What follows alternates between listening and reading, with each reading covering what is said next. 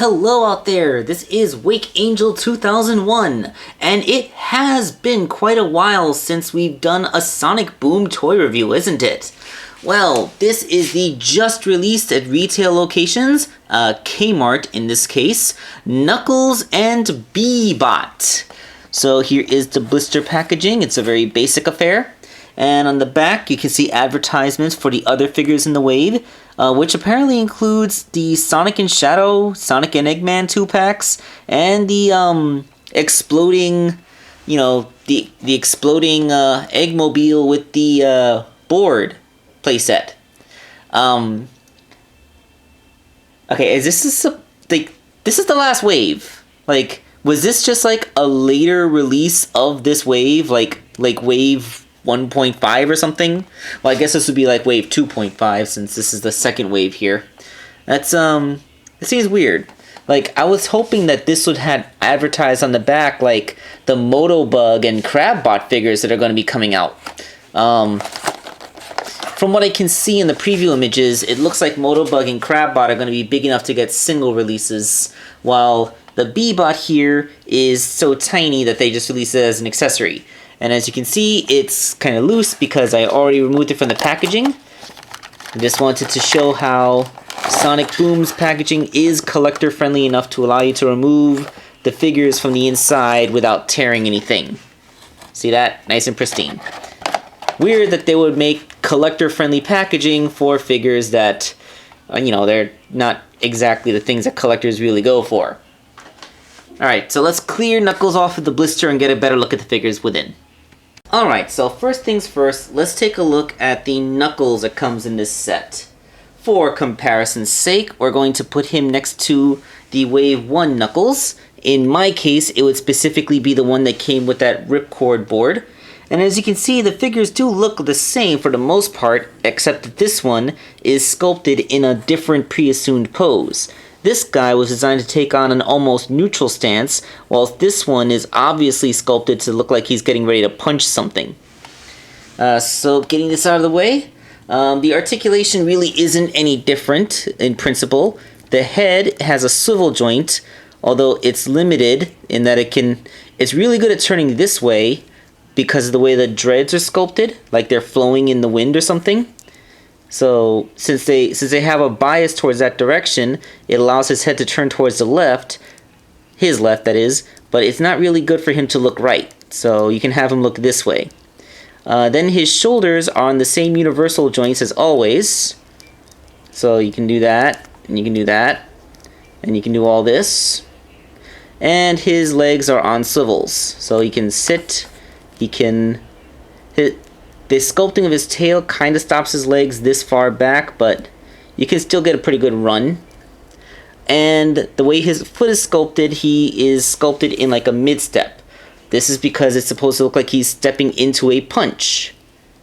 So this is the pose he's in the box. As you can see, it's a very good punch. So, like, these figures may lack articulation, but at the very least we can get them into dynamic poses if we're willing to buy a whole other figure for the purpose of this dynamic pose. Although, unlike many other pre-posed figures, this one actually does have just a little bit of versatility. Like, his arm actually can look pretty good down by his side. And you can have this up. So you see, this is a perfectly viable pose in and of itself. Like he's holding up a fist in triumph, or he's walking up to you while limbering up his limbs, getting ready. So he can actually be used for more than one pose. So congratulations. This isn't one of those figures where I say you may as well have made a statue for how limiting the pre-assumed pose is. Good on ya. They actually made me like a pre-posed figure. Alright. And now the real reason why I bought this set. Beebot!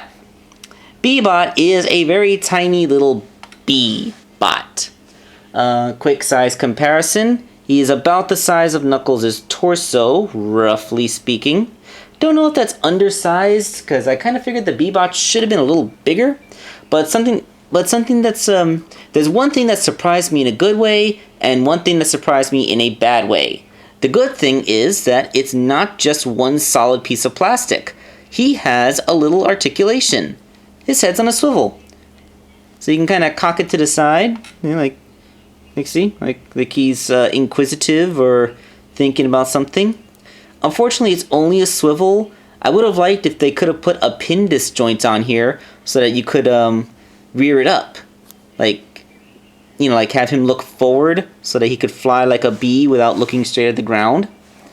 And then the one disappointing thing is that, well, they gave him a little hole back here, obviously designed to peg in a flight stand. But, oh, wait a second. I take it back. It's so impossible to see that... Okay, wow. Alright, forget it. Take away my disappointment. He has a flight stand that was so transparent I almost didn't notice it at first. It's a flexible flight stand, but I guess that means that you won't snap it. Hopefully this doesn't weigh so much that... Yeah, look at that. Okay, I am perfectly satisfied. Beebot has a flight stand. Okay, all is forgiven, Tomy. Forget I said anything. Beebot has a flight stand. He can be displayed in flight. I would still have preferred if the head articulation would have allowed for a more natural flight, but then they probably would have had to put a second hole in its belly, which would have broken sculpt. I guess like doing a receding door trick that would cover the hole, and then you'd be able to push it in, like that. That would be something you can't budget on a figure this small. Although, like I said, I probably would have liked it to be a little bit bigger, but hey, he has a flight stand. We got a flying Beebot. That's awesome. Comparing him to some other Badniks, here is the Grabber, the spider-themed Badnik from the Jazzwares Generations line. And as you can see, it's about the same size. So... you know, nothing, you know, like as far as blending in with your other Badniks, that should be pretty okay. And just for fun, here is my Buzz Bomber Custom, which, as you all know, I made out of a finger puppet and a Lego piece. Of course, my Buzz Bomber also has articulation in that it can go from flight mode to shooting mode, and although I never did get around to giving it a flight stand, so, okay. I'll give you this one, Tomy. So, that is the basicness of this set. They're not particularly complicated figures, but they do look nice. And Knuckles has... I wouldn't have bought this new pose Knuckles by himself, but I'm not upset that I had to get him to get this Beebot, because at the very least, he does look good in more than just one pose, which probably is a lot more than you can probably ask for with pre-assumed pose figures like this. So it's a pretty nice set. This has been Wakeangel2K1, and I'm signing off.